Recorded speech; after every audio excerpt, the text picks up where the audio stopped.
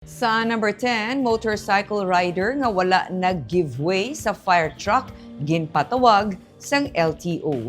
Pinaagi sa Information Technology System sang Land Transportation Office, nakilala ang rehistrado nga tag-iya sa motorsiklo nga wala naghatag sang ligwa sa Firetruck para makalabay sa magaresponde ini kuntani sa sunog sa Barangay Alihis sa Bacolod City. Ginmanduan sang LTO ang registered owner kag ang driver sa motor nga magpakita sa LTO NIR Regional Office sa sulod sang 5 ka adlaw humalin sa pagbaton sang order. Sila ang ginamanduan man nga magpasa sang written explanation angot sa natabo.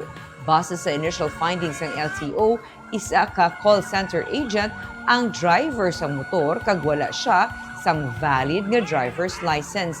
Ginsiling ni LTO NIR Regional Director Jack Conlu sa idalom sang layi, mandatory ang pagpahigad sa dalan kung may malabay nga mga emergency vehicles. Ang kapaslawan sa pagsunod sini, makabig nga reckless driving. Sunod sa LTO, magluwas sa reckless driving, posible magapangatubang sa mga kasong obstruction, driving without license kag delinquent vehicle registration ang driver sang motorsiklo.